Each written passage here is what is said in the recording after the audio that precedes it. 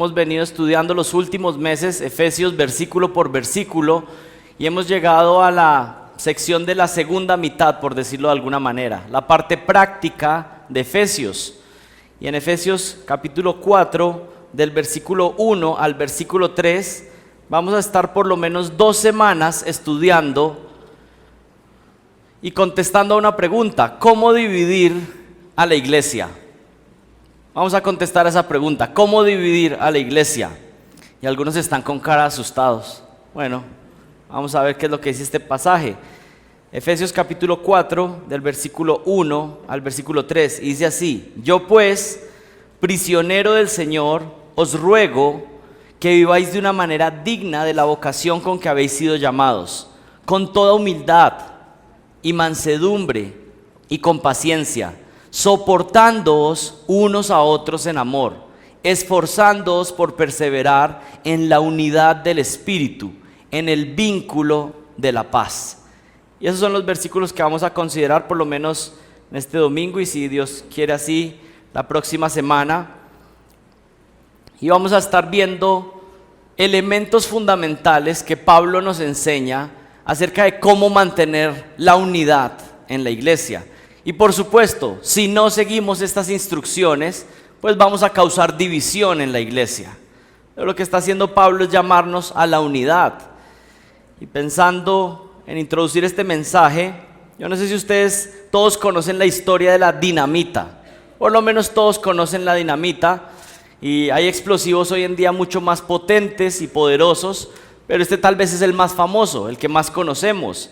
Se utiliza en actividades industriales, en demoliciones de edificios, y aunque no todos conocen la historia, bueno, fue inventada en 1867 por un hombre llamado Alfred Nobel. Y tal vez ahí les suena algo de el inventor de la dinamita, el que hizo la mezcla para poder llegar a este explosivo. También fue el inventor de los premios Nobel, que termina dando también un premio Nobel de la Paz. A algunos les parece paradójico esto, pero bueno, esa es parte de la historia. ¿Qué puede hacer la dinamita? Tiene la capacidad de explotar minas enteras y dividir en miles de partículas o pedazos secciones de roca muy grandes. Puede romper en pedazos grandes montañas de piedra. También se utiliza para demoler edificios, y hay personas que han llegado a convertirse en expertos en la demolición de edificios con dinamita. Han aprendido a poner la dinamita en lugares específicos de la estructura de los edificios para que cuando explota la dinamita el edificio se caiga, se derrumbe. ¿Saben cómo le llaman a estas personas? Los han llamado artistas de la implosión. ¿Y saben por qué les llaman artistas de la implosión? Porque en algunos países la demolición de estos grandes edificios se convierte en un show, que hasta transmiten por televisión. Las personas están listas y dispuestas para ver cómo el edificio se derrumba, se implota. Estos son los artistas de la implosión. Llegan a inventar sistemas para que el ruido no sea muy escandaloso, mientras que el edificio se divide en cientos o millones de partes y se convierte en un evento público. Y ustedes se preguntarán: bueno, ¿a mí qué me importa la historia de la dinamita? ¿O qué tiene que ver esto de los artistas de la implosión con lo que estamos estudiando en Efesios? Bueno, ¿saben qué sucede? Que hay muchas personas que se sientan en las bancas de las iglesias y dinamitan las iglesias. Rompen las iglesias desde adentro, dividen la iglesia. Se convierten en artistas de la implosión en las iglesias cristianas. Y pensaríamos que la división en la iglesia solamente surge con falsos maestros. Y por supuesto que los falsos maestros causan ataques a la iglesia. O personas que no creen en Cristo también atacan a la iglesia y pueden causar cierto dolor a la iglesia. Pero voy a decirles algo: el énfasis del Nuevo Testamento de aquellos que pueden causar mayor daño a la iglesia, que pueden causar mayor división a la iglesia, son simplemente aquellos que asisten a la iglesia comúnmente y con sus actitudes en el día a día, si no son las correctas, las adecuadas, las que tratan de imitar el carácter de Cristo, pueden causar el mayor daño dentro de las congregaciones y dentro de la iglesia en general. Pablo lo que está diciendo aquí es que tenemos un llamado a la humildad, a la mansedumbre, a la paciencia, como virtudes que nos ayudan a mantener unidos como iglesia.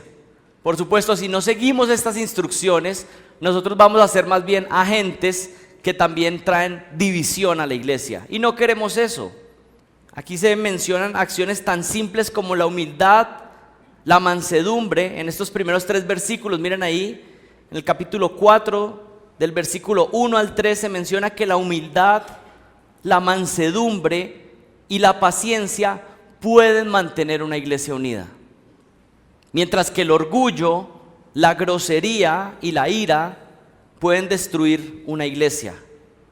Yo pues, prisionero del Señor, o en el Señor literalmente, os ruego que viváis de una manera digna de la vocación con que habéis sido llamados, con toda humildad y con mansedumbre y con paciencia, soportándoos unos a otros en amor, esforzándoos por perseverar o por preservar la unidad en el espíritu, en el vínculo de la paz.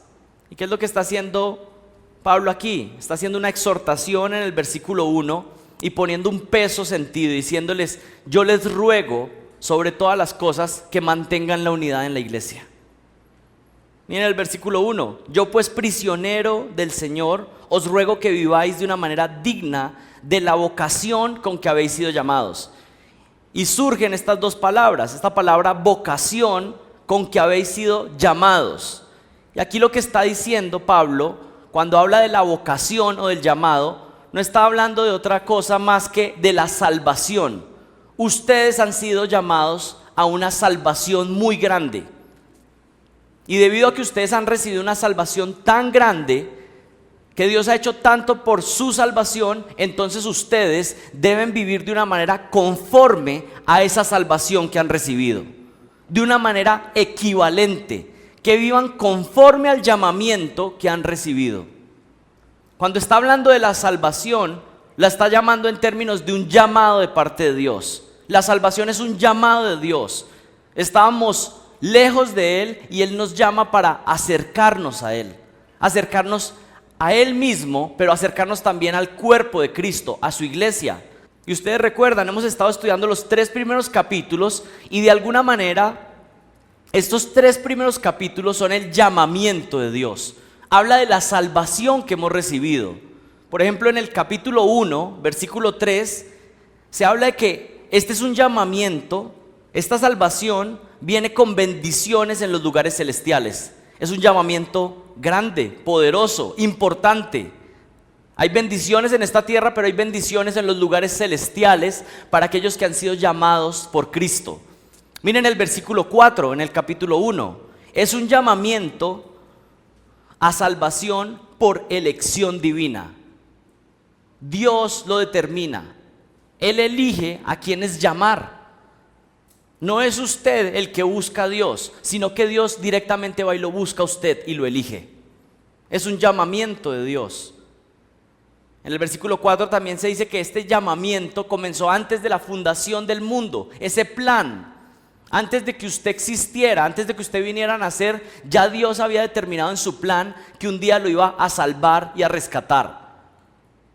Es un llamamiento por predestinación, como se enfatiza más adelante en el versículo 5. Eso quiere decir que este llamamiento a salvación es irresistible. Si usted hace parte del plan de Dios, es imposible que pueda escaparse de Él. Él un día lo va a llamar y usted va a ser parte de su pueblo, irresistiblemente. Es inescapable este llamamiento. Miren el versículo 7 en el capítulo 1, es un llamamiento que ofrece perdón de todos nuestros pecados. Aquellos que son llamados por Dios, Dios le perdona todos sus pecados. Los pecados que ha cometido en el pasado, los pecados que comete en el presente y los pecados que cometerá en el futuro. Todos perdonados por la redención de Jesucristo. Miren el versículo 3 en el capítulo 1, es un llamamiento donde Dios reside con su espíritu en nosotros y nos sella. Esos que son llamados por Dios, entonces Dios mismo a través de su espíritu empieza a morar en esa vida. Eso hace parte de ese llamamiento. ¿Y qué es lo que estoy haciendo en este momento? Estoy poniendo en la balanza todo lo que vale este llamamiento de Dios. Y vemos que es sumamente valioso. es sumamente pesado, por ponerlo en términos de equivalencia. Miren el capítulo 2 en el versículo 1. Este es un llamamiento donde pasamos de muerte a vida. Estábamos muertos en delitos y pecados y Dios nos pasó a vida espiritual. Este es un llamado muy grande. ¿Saben? Este es un llamamiento que podemos ver como similar de ilustración. Es el llamamiento que le hizo el Señor Jesucristo a Lázaro cuando estaba en la tumba, ¿recuerdan? El Señor Jesucristo le dice: Lázaro, ven. Y Lázaro se levanta y puede andar. Lo mismo hace Jesucristo con cada uno que salva espiritualmente, lo levanta de la muerte espiritual. Miren lo que dice el capítulo 2, el versículo 8 y 9. Este es un llamamiento de pura gracia, no por obras. Es decir, Dios no llama a algunos a salvación porque vio que sus obras eran demasiado buenas, sino todo lo contrario. Fue de pura gracia, fue un regalo inmerecido. Es más, muchos de ustedes y yo fuimos llamados en el peor momento, en la suciedad más grande, y ahí el Señor nos llamó. Por pura gracia, no por obras. ¿Para qué? Para que nadie se gloríe, solamente para que la gloria vaya para Él. Y miren el versículo 14 en el capítulo 2. Es un llamamiento que ha derribado cualquier pared de división en la iglesia, cualquier tipo de división, de separación, de cualquier pared intermedia. Así que solamente viendo estos versículos, y hay muchos más en Efesios, pero el punto es que el llamado de Dios a salvación es sumamente valioso. Ahora vayan al capítulo 4, versículo 1. Lo que está diciendo Pablo es lo siguiente: según ese llamado tan grande que han recibido, que lo podríamos poner en otras palabras, según esa salvación tan grande, entonces ustedes vivan conforme a esa salvación, que sea equivalente. Si ustedes piensan que su salvación ha sido sumamente valiosa, entonces vivan de una manera que sea conforme con esa salvación. Y comienza la sección de la parte práctica en estos 3 capítulos diciendo: tú crees que lo que ha hecho Dios es grande en tu vida al salvarte, entonces vive conforme a eso que Dios ha hecho. Lo que Pablo quiere enfatizar es que ustedes han recibido un llamado y una salvación muy especial de parte de Dios. Y ahora yo les suplico que si ustedes consideran esta salvación como algo valioso, entonces vivan de una manera que corresponda con ese valor de la salvación. Y Efesios se puede resumir en la idea de teología para vida práctica santa. Conocemos lo que Dios ha hecho y ahora en estos capítulos que estamos comenzando el día de hoy vamos a estar viendo entonces cómo se vive, cómo vive un cristiano. Así fuimos salvos y ahora Pablo nos va a decir en el resto de capítulos: así deben vivir. Y ¿saben lo que se nos viene por los próximos meses? Yo creo que va a ser una bendición para nuestras vidas. Vamos a aprender de parte de Dios cómo es que vive un cristiano. ¿Cómo es que vive un cristiano? Y estaba con mucha entusiasmo y deseo de comenzar esta sección, porque siento que algunas veces muchos que están acá, muchos el Señor ya los ha salvado. Ustedes ya han recibido ese llamamiento santo de Dios. Pero muchas veces nosotros también tenemos un énfasis en estar evangelizando. Y siento que a veces, algunas veces, estamos acá diciendo: cuidado, tú sí eres salvo. Y alguno está ahí como: pues sí, pero como lo repiten cada vez, como que ya ni sé. Bueno, yo espero por los próximos meses estar alimentando a aquellos que ya han recibido un llamamiento santo de Dios y que necesitan crecer y que necesitamos crecer. Ya el Señor hizo el llamamiento. Ya no quiero andar con dudas y temores de si el Espíritu mora en mí. Pero ¿ahora qué? Ahora quiero crecer entonces como un creyente verdadero. Y eso es lo que se nos viene en los próximos capítulos en Efesios, por los próximos meses. Miren lo que dice el versículo 1. Yo pues prisionero del Señor, está hablando el apóstol Pablo. Y literalmente lo que dice no es prisionero del Señor, sino que dice prisionero en el Señor. Os ruego que viváis o que andéis, que es una metáfora para hablar de la vida de un creyente, y dice: para que ustedes vivan de una manera digna de la vocación con que habéis sido llamados. Y una observación más ahí en el versículo 1, lo que Pablo aquí está haciendo es que pone un peso fuerte en la iglesia. Les está rogando, les está insistiendo que vivan en unidad, es de lo que les va a hablar. Y Pablo lo que está diciendo es, miren, ustedes tienen un llamamiento precioso de parte de Dios y además de eso tienen personas a su alrededor que están entregando su vida por la causa de la iglesia. Él mismo era un testimonio de eso. Pablo entregando su vida, estando encarcelado, y lo que les dice es, miren, hay un pueblo que Dios está levantando. Hay hombres que están entregando su vida por la unidad de la iglesia. Y ustedes tienen que preservar también en la unidad. Era impensable que hubiera hombres que estaban entregando su vida por la causa de Cristo, mientras que había otros que estaban tratando de dinamitar y dividir la iglesia de Cristo. Imagínense lo que puede haber en la mente del apóstol Pablo, sabiendo que está entregando su vida por el avance del evangelio, por el establecimiento de iglesias y recibir noticias acerca de personas que estaban causando divisiones en las iglesias. Y posiblemente muchas de las divisiones que había era por luchas entre judíos y gentiles dentro de la iglesia. Y por eso es que Pablo hace un énfasis en esta carta diciendo: Dios ha derribado toda muralla, toda barrera, toda pared intermedia. No puede haber desunión en la iglesia. Y por eso pone este peso aquí grande. Miren el versículo 1. Yo pues, prisionero del Señor, os ruego que viváis de una manera digna de la vocación con que habéis sido llamados. Este es el peso que está poniendo Pablo acá. Yo, un prisionero en el Señor. Literalmente lo que significa es que Pablo vivía todo por la causa de Cristo, por Cristo, en Él. Les dice: los animo a que consideren su salvación y anden de una manera equivalente. Ahora piense usted, ¿cuánto peso tiene su salvación? Lo que usted piensa y cuando usted considera acerca de lo que Jesucristo hizo por usted, ¿usted le da bastante valor a eso o poco valor? ¿Es acaso lo más valioso de su vida o usted tiene otras cosas más valiosas? Yo creo que es muy difícil que un cristiano verdadero no valore su salvación como lo más valioso de su vida, como el regalo más grande que ha recibido. Bueno, Pablo está diciendo: si tú valoras esa salvación, ese llamamiento, entonces vive conforme a ese peso que le das a la salvación. Es un reflejo. ¿Estás agradecido? Entonces vive de esa manera delante de Dios. Y aquí la idea es que Él está buscando la unidad de la iglesia. Y yo les dije que hoy vamos a ver cómo dividir una iglesia local. Y por supuesto hago la aclaración, no es para que ustedes se conviertan en artistas de la implosión, sino para que todos evitemos al máximo causar daño a la iglesia que el Señor ha unido.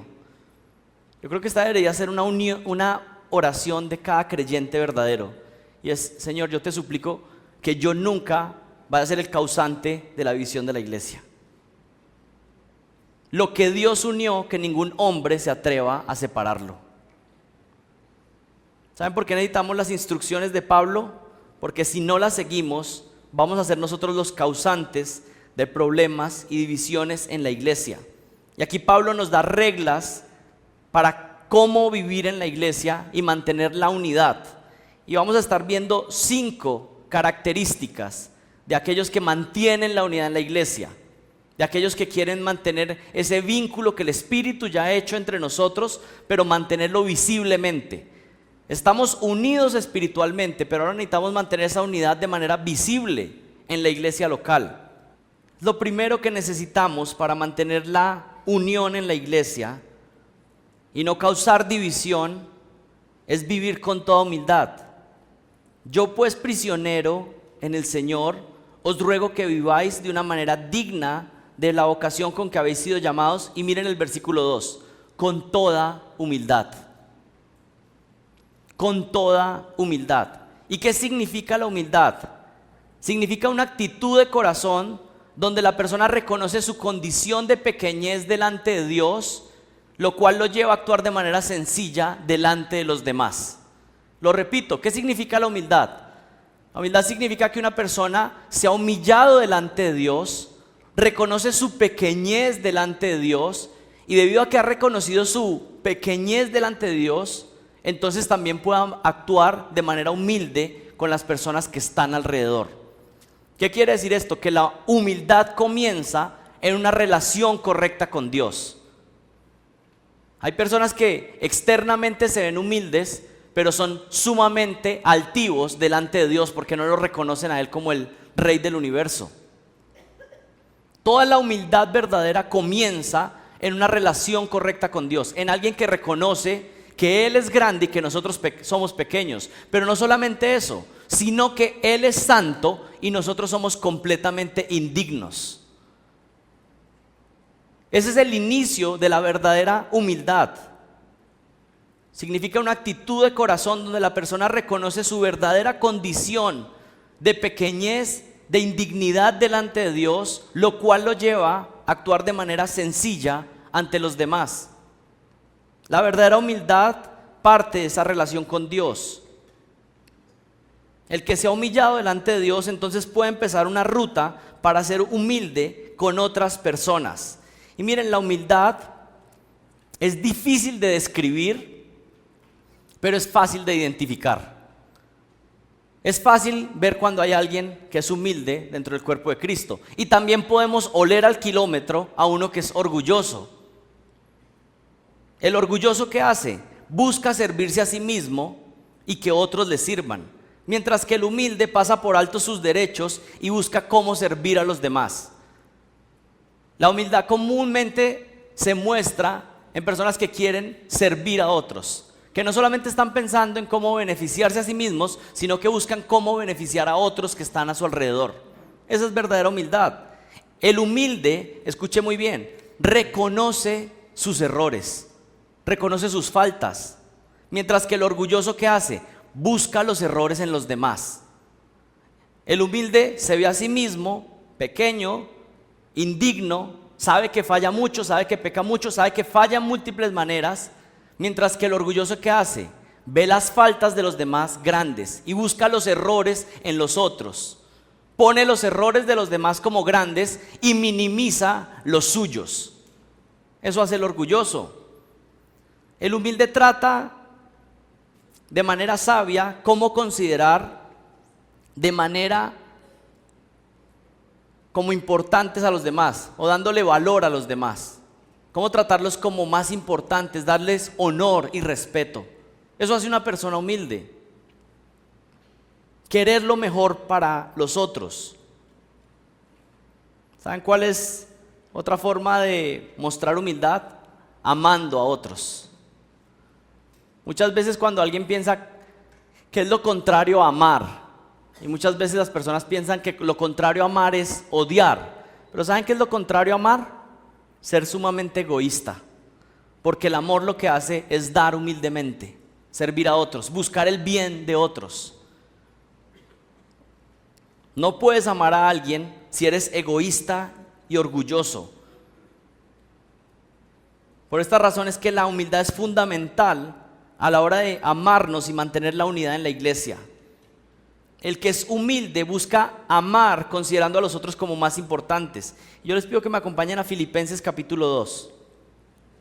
Porque Pablo expande más esta idea de la humildad en Filipenses capítulo 2. Ustedes conocen este pasaje.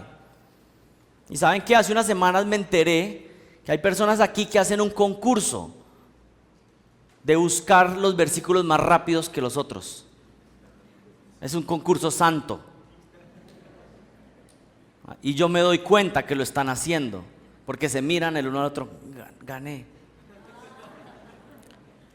Pueden empezar a participar. El que no trajo ni Biblia, pues ni puede participar. Filipenses 2:3, ¿quién lo tiene? Bueno, no, tranquilo. No voy a participar de su concurso. Pero ¿saben qué? El competidor principal se fue. Filipenses 2:3. Miren, vamos a detenernos unos minutos en este pasaje porque es clave. Y estén bien atentos ahí, subrayen, hagan notas ahí en su Biblia. Miren lo que dice Filipenses 2:3. Nada hagáis por contienda o por vanagloria, antes bien con humildad, estimando a cada uno de los demás como superiores a él mismo, no mirando cada uno por lo suyo propio, sino cada cual también por lo de los demás. ¿Qué está haciendo aquí? Una descripción de la humildad. Y comienza hablando de lo que no es humildad, luego dice un llamado a la humildad y luego describe otra vez lo que es contrario. Pero miren esta expresión, miren el versículo 3 lo que dice: nada hagáis por contienda. Eso también se podría traducir como nada hagáis por egoísmo. ¿Qué es el egoísmo? Ponerte a ti en el centro. Pero me gusta mucho esta traducción que dice nada hagáis por contienda. ¿Qué significa esto del egoísmo o la contienda? Bueno, la persona que es egoísta, la persona que no se caracteriza por la humildad, anda en una contienda permanente, compitiendo en todo. Internamente está en una competencia. Yo cociné mejor que esto, a mí me queda mejor la natilla que a este. Y puede parecer tonto, pero ustedes saben que muchas veces eso es lo que surge en nuestra cabeza. Yo llegué primero que este, yo hice esta casa mejor que este, yo trabajo mejor que este, yo soy mejor ujier que este. Y esa es la lucha constante, es una contienda. Constantemente, internamente el corazón compitiendo contra los demás. Y los otros ni siquiera saben, pero cada uno con una lucha ahí, en una competencia. Si están en el salón de clase con otros alumnos, si están en la clase con los niños, yo sé más que los otros niños. Yo contesté más preguntas que los otros niños. Yo hablé más que este otro. Si están en un partido de fútbol, está pensando, yo jugué más que los demás. Está en una contienda permanente con el planeta entero. El que se deja dominar por el orgullo. Yo hice el café mejor, yo prediqué mejor. ¿Cuál es el punto? Yo. ¿Y saben qué produce esta clase de actitud? Ira, celos y resentimiento y división. Es un deseo de superioridad. Y Pablo está diciendo, nada hagan con esa actitud. ¿Y saben qué es lo más triste? Que comúnmente estamos con esa actitud. Pero miren que continúa diciendo Filipenses capítulo 2, versículo 3. Nada hagáis por contienda, o por egoísmo, o por competencia constante. Y luego dice, nada hagáis por contienda, o por qué, o por vanagloria. ¿Qué produce este tipo de contienda y competencia? Vanagloria. ¿Y qué significa vanagloria? Gloria vacía. Imagínese cuando usted gana la competencia que a usted le quedó mejor la natilla. Pongo este ejemplo porque estamos en Navidad, ¿no? Pero yo creo que así funciona el corazón. Todo el tiempo buscando vanagloria. Gloria vacía, tonta, necia. Muchas veces no encontramos la felicitación de otros, pero nosotros mismos nos felicitamos. Vanagloria, es vacía. ¿Qué significa esta vanagloria? ¿Qué es la gloria de los hombres que no tiene ningún peso, ningún sentido? ¿Cuál es la gloria que debemos buscar? Que Dios pueda reconocer al final, buen siervo fiel. ¿Y saben qué? Dios exalta a los que son humildes, no a los que son orgullosos. Es lo que dice la Biblia todo el tiempo. Pero somos tan tontos y tan necios que nos encanta que otra persona venga y nos felicite. ¿Y saben qué dice Dios? Cuando tú quieres esa recompensa, está bien, quédate con esa que es pequeñita. Pero los que buscan la recompensa de Dios la recibirán al final. Y nosotros constantemente estamos buscando es el reconocimiento de hombres, cuando lo que deberíamos buscar es que Dios pueda decir que estamos aprobados. Estamos aprobados por Cristo, pero ahora en Él que estamos conduciéndonos de manera adecuada. No buscar la vanagloria. Miren en Filipenses 2:3, nada hagáis por contienda o por vanagloria, antes bien con humildad, estimando cada uno a los demás como superiores a él mismo. ¿Qué significa esto? Bueno, es una estima de entender que esos que están alrededor, yo les voy a dar un lugar de importancia, de honor, de respeto. ¿Cómo trata usted a las personas que honra y respeta? Que usted cree que son importantes. Usted los trata con amabilidad, ¿no? Los trata con honor. Lo que está diciendo Pablo es, ¿sabes qué? En la iglesia, trata a los demás como superiores a ti. Con respeto, con honor, con amabilidad. ¿Saben qué es muy triste y que uno lo ve en el ministerio? A veces se entera uno que hay personas en la iglesia que son sumamente groseros con otros. Y uno dice, pero qué raro si conmigo son súper amables. Bueno, ¿por qué? porque muchas veces tratan a las personas en autoridad con mucho honor y respeto, pero luego con los otros, que son los pares, inferiores en un sentido, que piensan tal vez este es inferior a mí por esta razón o esta otra, los tratan con desprecio. Y pasa muchas veces en las iglesias, y pasa muchas veces con pastores, que uno se da cuenta de eso y dice, pero qué raro, si esta persona es súper querida, súper amable. Claro, pero no con todos. A los que desprecia, los trata de manera irrespetuosa, grosera, estimando cada uno a los demás como superiores a él mismo. ¿Cómo es que usted puede mirar a alguien superior? Bueno, yo creo que la manera más fácil es que usted se conoce bien y usted sabe que es tremendo pecador. Yo creo que esa es la manera más fácil de ver a los otros como superiores. Ver su propio pecado y decir como, pues la verdad es que yo creo que yo soy el peor de aquí. Versículo 4, no mirando cada uno por lo suyo propio, sino cada cual también por lo de los demás. Aquí el punto de la humildad es no buscar servirnos a nosotros mismos, sino buscar cómo servir a otros. El llamado de Pablo es a reconocer que nos amamos demasiado a nosotros mismos, pero debemos empezar a amar más a los que nos rodean. ¿Y esto qué va a producir en la iglesia? Unidad. Imagínense aquí un ejército de personas buscando cómo servirse unos a otros. Cada uno pensando que los otros son importantes y que hay que mostrarles honor, respeto, amor, servicio. ¿Qué creen que es lo que va a producir eso en una iglesia? Unidad. Y por supuesto, ¿qué es lo que está haciendo Pablo aquí en Filipenses? Está diciendo, sigan el ejemplo de Jesucristo. Miren lo que continúa diciendo Filipenses capítulo 2, miren el versículo 5. Haya pues en vosotros esta actitud que hubo también en Cristo Jesús, el cual, aunque existía en forma de Dios, no consideró el ser igual a Dios como algo a que aferrarse, sino que se despojó a sí mismo, tomando la forma de siervo, haciéndose semejante a los hombres, y hallándose en forma de hombre, se humilló a sí mismo, haciéndose obediente hasta la muerte y muerte de cruz, por lo cual también Dios le exaltó hasta lo sumo y le confirió el nombre que es sobre todo nombre. ¿Cuál es el llamado de Pablo? Sigue el ejemplo de Jesucristo y evita el ejemplo de Satanás. Jesucristo es Dios y se humilló.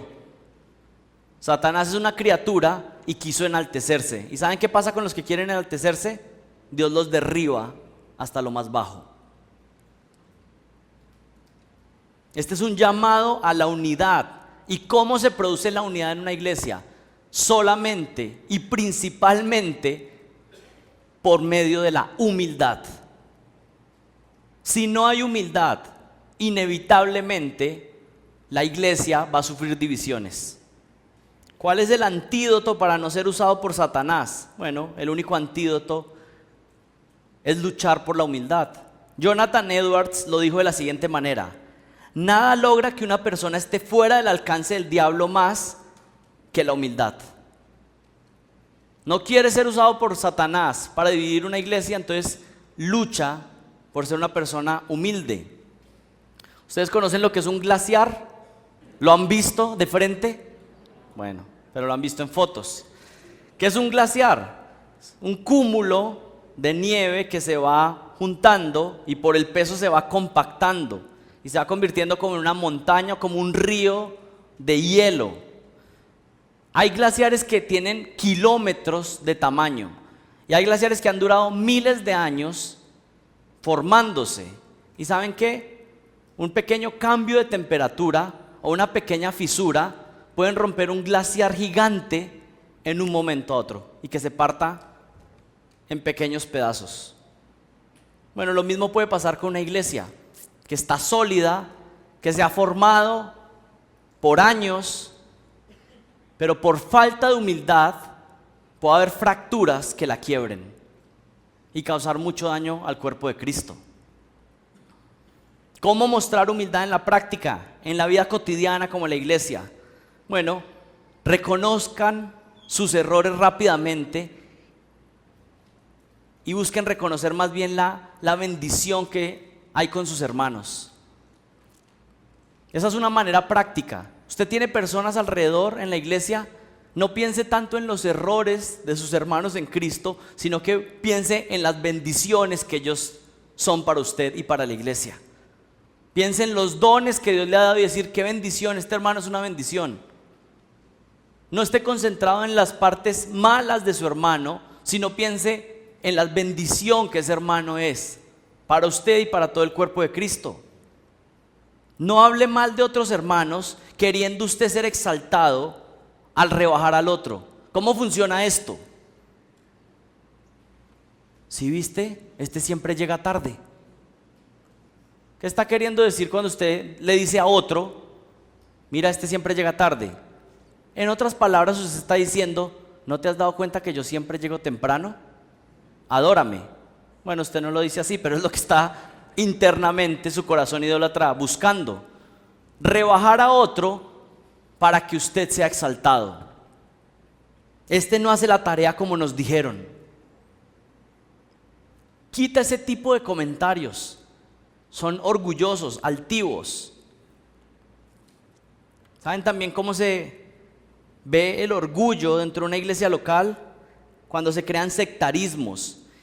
Y miren, el orgullo a veces es infantil.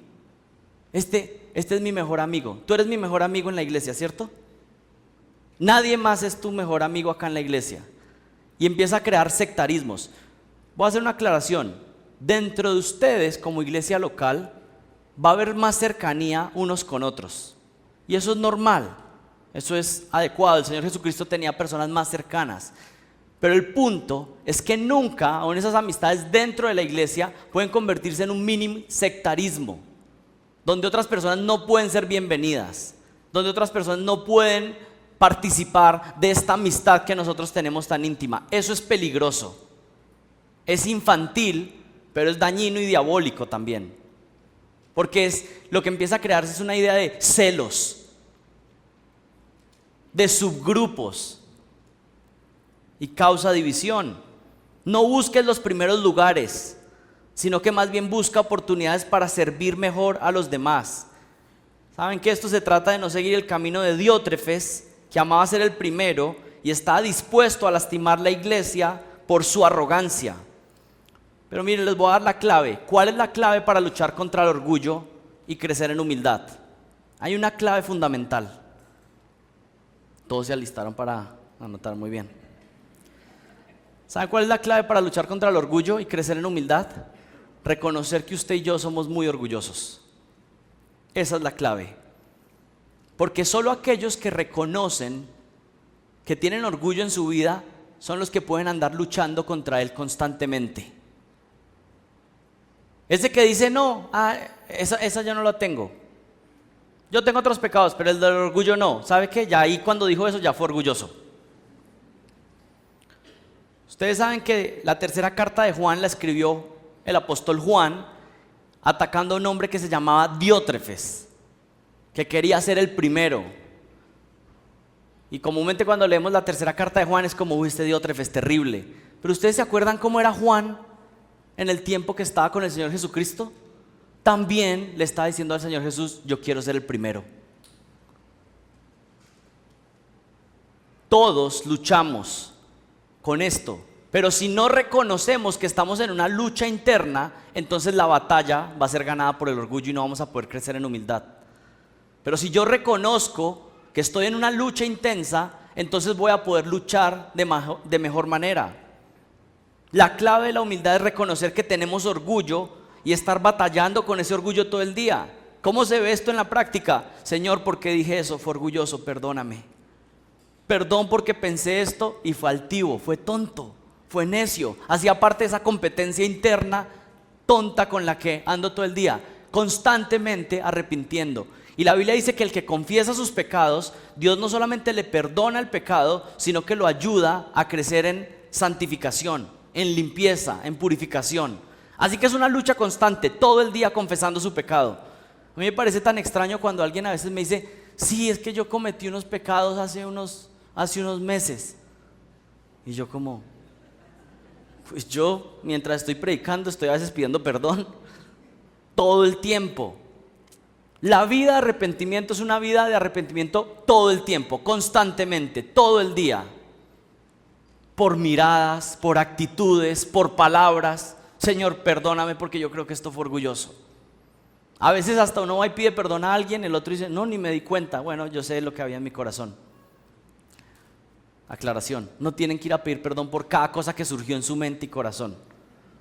Pero a veces simplemente hablamos de una forma y sabemos que la forma como lo dijimos no fue adecuado, no fue correcto. Y bueno, podemos ir y pedir perdón. Primera señal o primera forma para no dinamitar la iglesia, bueno, manteniéndonos en humildad. Y es una buena oración, Señor, ayúdame a ser humilde de corazón. Número 2, vivir con toda mansedumbre. Vivir con toda mansedumbre. Miren lo que dice el versículo 2. Bueno, desde el 1, yo pues prisionero del Señor, os ruego que viváis de una manera digna de la vocación con que habéis sido llamados, con toda humildad y también por implicación ahí porque está conectado, con toda mansedumbre. Con toda mansedumbre. ¿Qué significa esto de con toda? Está diciendo, ese con toda está calificando esas tres palabras, humildad, mansedumbre y paciencia. Con toda humildad, con toda mansedumbre y con toda paciencia. Lo que significa es, expresen la humildad, expresen la mansedumbre y la paciencia al máximo posible. Tengan estas virtudes al máximo nivel en todas las áreas de su vida. En su vida completa, actúen con mansedumbre, sean humildes y mansos en la mayor expresión posible. Es decir, conviértalo en una obsesión santa en su vida. ¿Qué tal si estuviéramos pensando más bien, cómo puedo ser yo el más humilde de mi casa? ¿Cómo puedo ser yo el más humilde de la iglesia? ¿Cómo puedo ser yo el más manso? La segunda virtud que Pablo nos manda aquí es a tener mansedumbre. Y saben que quiero contarles que llevo varias semanas considerando este pasaje y orando para que el Señor nos ayude a ser una iglesia mansa. Es más, estoy pensando en hacer un sermón solamente acerca de la mansedumbre y cómo ser personas mansas como el Señor Jesucristo. En las personas que yo conozco que más se parecen a Jesucristo, yo podría decir que son las personas más mansas que yo conozco. La mansedumbre muestra ese carácter semejante al del Señor Jesucristo, que no significa debilidad, que no significa que es alguien temeroso o miedoso, pero que es alguien manso con un carácter afable y apacible. Pero por hoy veamos una introducción. ¿Qué significa vivir con toda mansedumbre entonces? Voy a resumirlo de forma sencilla. Ser una persona amable. Y esto parece sencillo, pero es sumamente potente. Cuando conocemos a alguien que es amable, está reflejando el carácter de que confía en el Señor, de que está tranquilo en su vida, de que no está buscando impresionar a nadie, sino que su valor lo tiene en Cristo. Entonces es amable con los demás, con los que le rodean. ¿Quieres mantener la unidad en la iglesia? Compórtate de una manera amable con los demás. Es una virtud sencilla, pero es sumamente poderosa. ¿Ustedes qué creen que sucederá con ustedes si se convierten, cada uno de ustedes, en la persona más amable? Y buscan ese deseo de ser manso a la hora de referirse a otros, conversar con otros. ¿Usted cree que si usted es la persona más amable de la iglesia, algún día puede ser acusado como el que dinamita la iglesia, el que divide la iglesia? Bueno, eso comúnmente no va a suceder con personas que son amables, que son mansos. ¿Saben quién es la persona mansa? Uno que está siendo controlado por el Espíritu Santo, porque la mansedumbre es un fruto del Espíritu Santo. Es un fruto del Espíritu Santo de Dios. La persona mansa es amable, es suave en su trato hacia los demás, no es resentido, sino que si alguien le hace algo, lo pasa por alto. Pasa las ofensas rápidamente, no busca venganza, es alguien que es afable, cordial, simpático. Podríamos decir que hasta cierto punto el que es manso es alguien que es cariñoso con sus hermanos en Cristo. Y eso es lo que está demandando el Señor de nosotros, mansedumbre. Y con mansedumbre, y cuando digo que ser un hermano cariñoso, no estoy hablando de melosería o lisonja, pero estoy hablando de alguien que ha entendido que pertenece al cuerpo de Cristo y que ama tanto a sus hermanos en Cristo, que los trata con afecto, que los trata con respeto, con amor, porque los ama sinceramente. Las personas mansas en la iglesia son una fuente de unidad. Por el contrario, la persona altanera, la persona que es grosera, la persona que es irascible, que reclama por todo, que no es simpático, que mucho menos es cariñoso, es una fuente de división en el cuerpo de Cristo. El manso quiere el bien común antes que buscar su propia reputación. Y la mansedumbre, miren que no habla de una persona tímida o débil, sino que habla de fuerza bajo control. ¿Saben de qué habla la mansedumbre? Comúnmente era un término utilizado para adiestrar animales y llevarlos a que fueran mansos. Comúnmente, por ejemplo, con caballos, un caballo fuerte, brioso, pero que es controlado, que es manso porque está restringido. También podría suceder como con un perro, que es adiestrado, que es amansado. Si su adiestrador le dice que ataque, pues atacará con toda la fuerza, pero mientras tanto está controlado. Es fuerza bajo control. No es debilidad la mansedumbre, sino que es fuerza, potencia, energía, pero bajo control.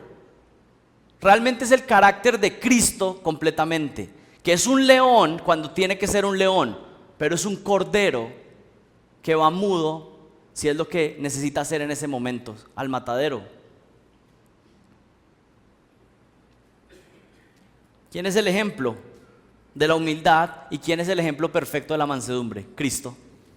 Mateo 11:28, tomad mi yugo sobre vosotros y aprended de mí, que soy manso y humilde de corazón, y hallaréis descanso para vuestras almas. ¿Saben qué? Llevo orando por lo menos 2 semanas, suplicándole al Señor que en mi propia vida me ayude a ser más manso, me ayude a tener mansedumbre.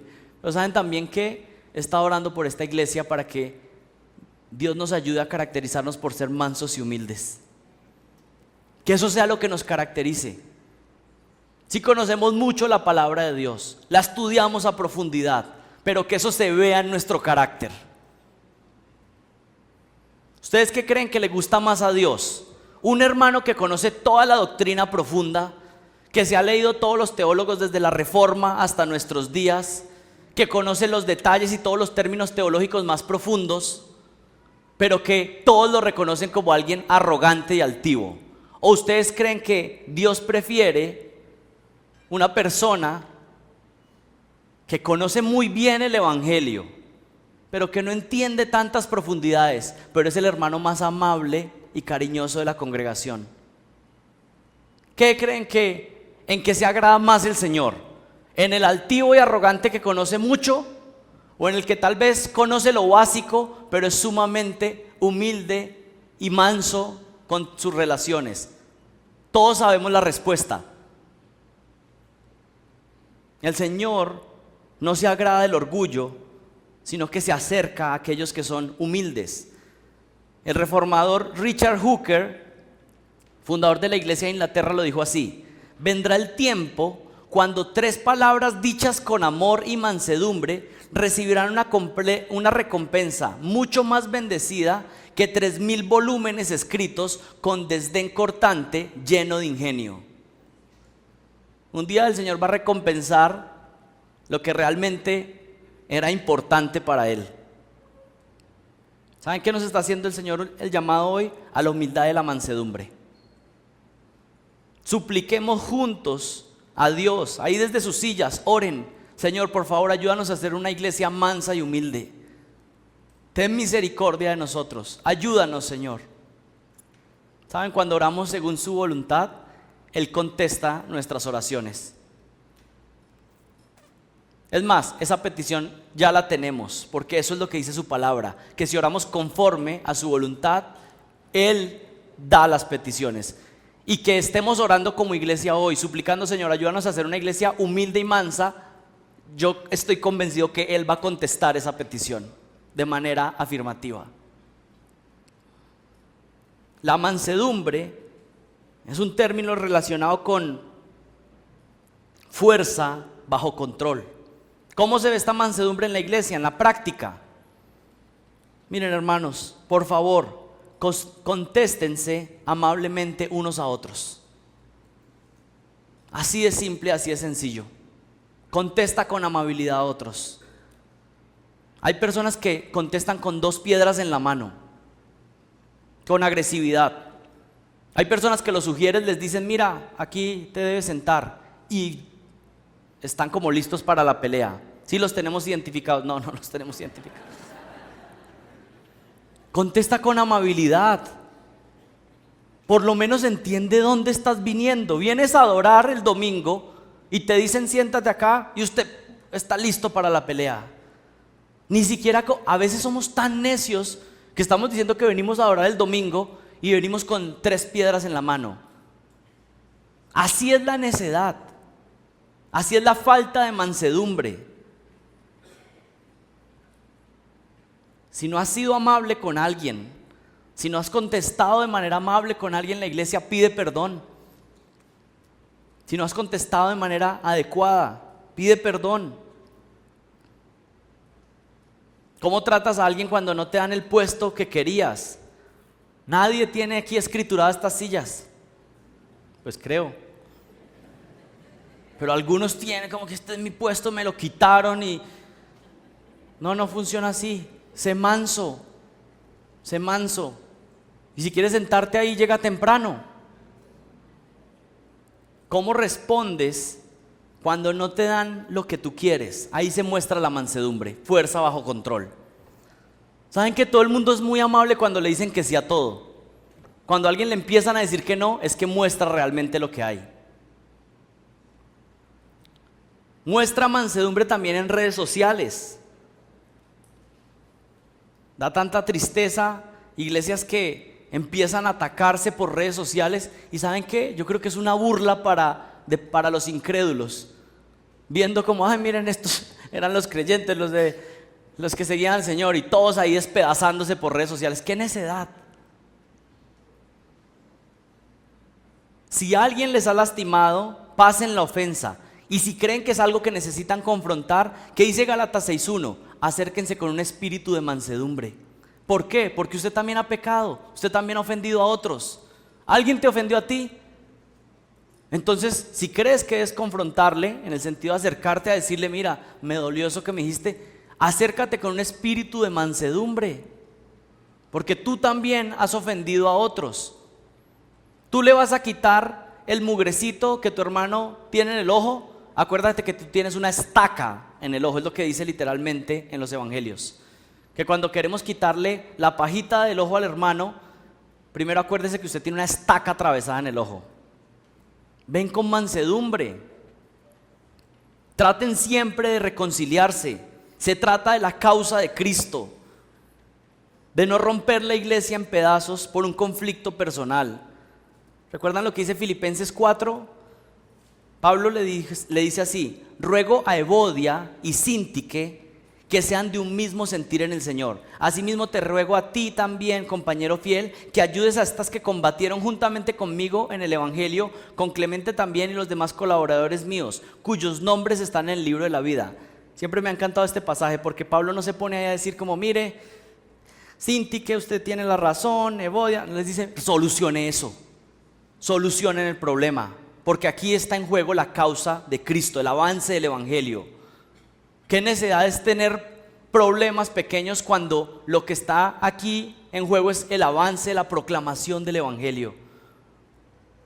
¿Cómo más se ve la mansedumbre en la iglesia? ¿Cómo está tu trato y conversación con las personas en casa? ¿Estás hablando con amabilidad y mansedumbre? ¿Por qué digo esto? Porque los problemas en casa de personas en la iglesia, por supuesto, vienen a traer problema en la iglesia y división. ¿Y saben con quiénes somos los menos mansos y amables? Tristemente, a veces con los de la familia. ¿Saben? Es doloroso, pero a veces es el trato entre padres e hijos que no es amable, que no es cordial. Y esto es de lo que quiero hablar cuando predique ese mensaje sobre la mansedumbre, porque es que a algunas personas se les convierte una constante ya contestar mal, contestar con impaciencia, con grosería, y comúnmente es con la esposa, con el esposo, o tengo mucha carga por todo lo que estoy viviendo, entonces el niño es el que se lleva la descarga de falta de mansedumbre. Claro, porque es más débil.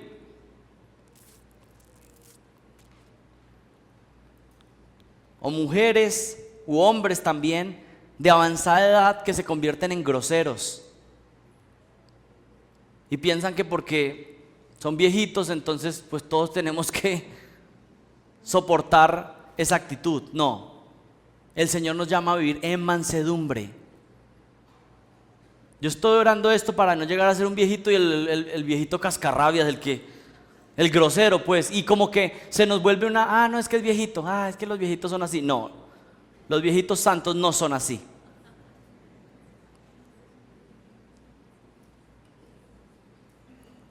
¿Cómo hablas desde el púlpito?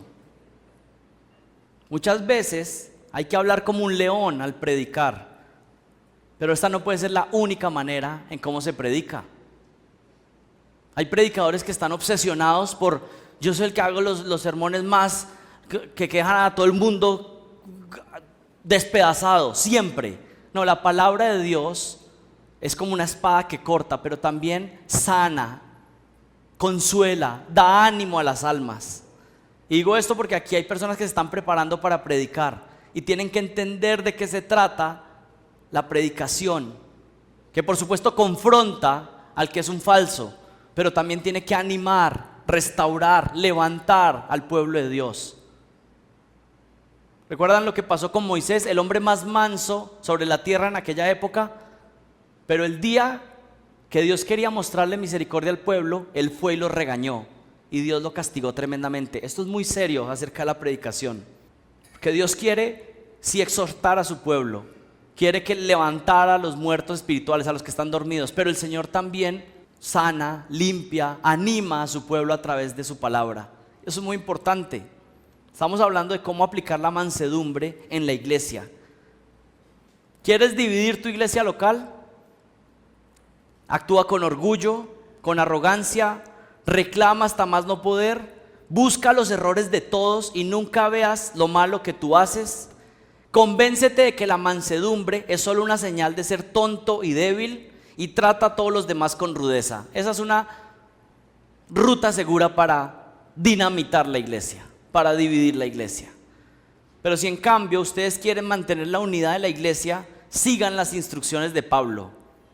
Vivamos con toda humildad y vivamos ¿con qué? Con toda mansedumbre. ¿Y qué vamos a ver en las próximas semanas? Vivir con toda paciencia, vivir soportándonos unos a otros con amor y vivir esforzándonos por perseverar la unidad. Es lo que viene. Esto es lo que el Señor demanda. Él nos da las instrucciones, pero necesitamos su ayuda. Y mi oración es que seamos una iglesia mansa y humilde. ¿Y saben cuál es este testimonio? Esa es la muestra de una iglesia madura. Y yo me alegro, aunque nosotros somos una iglesia joven, el Señor nos ha dado crecimiento en madurez y humildad. Yo les voy a contar una sola experiencia pastoral que a mí me ha mostrado lo que el Señor está haciendo en medio nuestro.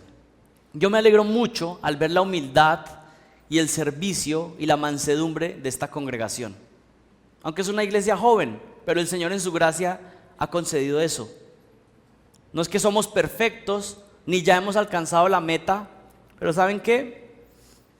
Se muestra mansedumbre y humildad cuando recibimos a los diferentes a nosotros, cuando no se está buscando el beneficio propio, sino que se busca más bien el bien de otros. Y les voy a dar un ejemplo que me impacta mucho. Hay muchos jóvenes que se están casando en nuestra iglesia últimamente. Y estos jóvenes pues invitan a los que les alcanza, ¿sí? Yo me los imagino ahí haciendo la cuenta, no, este no. No, mejor sabe que vamos usted y yo al matrimonio. Pero ¿saben qué me ha impactado de lo que el Señor está haciendo en medio nuestro? Que veo personas que, por ejemplo, no las invitan al matrimonio y entonces son ellos, los que no los invitaron, los que dicen, vamos a hacer un shower para recibir regalos. Y no están esperando que los inviten. Pero por ejemplo en algunas bodas yo he visto, una vez vi uno que me impactó muchísimo. Fue el grupo de los que no habían invitado al matrimonio que fue a preparar todo en la ceremonia, a organizar las mesas, a preparar los manteles, a poner las decoraciones. Y saben que cuando llegó la hora de que iba a comenzar el matrimonio, esos que no habían sido invitados terminaron de organizar y se fueron. Eso es humildad y mansedumbre. Está buscando servir al otro. El que es orgulloso, ¿qué hace? Ah, ¿no me invitó? ¡Ja! Yo le hubiera llevado tremendo regalo. Pero ¿qué hace el humilde y el manso? Yo voy a servir a mi hermano porque lo amo y estoy pensando bien en él, estoy viendo más bien cómo le sirvo, cómo le amo. Es una ilustración pequeña, pero así funciona un pueblo que es manso y humilde. Y eso solamente lo puede producir el Señor Jesucristo. Es una gracia del Señor. Termino con las palabras de John Flavel, que les recomiendo que lean su libro El Ministerio de la Providencia. Miren lo que dice: cuando el maíz se aproxima a su punto de madurez, inclina la cabeza y se agacha más bajo que cuando estaba verde. Cuando el pueblo de Dios se acerca a su madurez para entrar al cielo, crece en humildad y negación personal, mucho más que en los días de su primera profesión de fe. Cuanto más crezca un santo, mejor familiarizado estará con su propio corazón y con sus obligaciones hacia Dios, los cuales son cosas que contribuyen a que tenga un carácter humilde. Cuando el maíz se aproxima a su punto de madurez, inclina la cabeza y se agacha cada vez más bajo que cuando estaba verde al inicio. Miren, que el Señor nos ayuda a crecer en madurez, y eso significa ser mansos y humildes. Oremos. Padre, gracias por tu palabra y te suplicamos que sigas obrando en medio nuestro. Aún no lo hemos alcanzado, aún hay demasiado remanente de pecado y orgullo en nuestra vida. Señor, perdónanos porque hemos actuado con falta de humildad en nuestras relaciones con otros hermanos. Perdónanos porque nos ha faltado mansedumbre. A veces no hemos sido amables, aún con personas que nos aman mucho. Señor, perdón porque a veces justamente es con los que más nos aman, con los que más nos han servido, que somos los menos mansos y humildes. Perdón, Señor. Ten misericordia de nosotros y gracias por Cristo, porque Él es manso y humilde a la perfección. Y si no fuera por Él, yo sería condenado al infierno por mi orgullo y mi altivez. Pero damos gracias por Cristo. Damos gracias, Señor, por Él. Padre, suplicamos juntos como iglesia que nos mantengas en unidad, Señor, pero una unidad que esté reflejada en humildad y mansedumbre y paciencia, soportándonos unos a otros, manteniendo y perseverando en el vínculo del Espíritu, de la paz que tú has hecho con nosotros.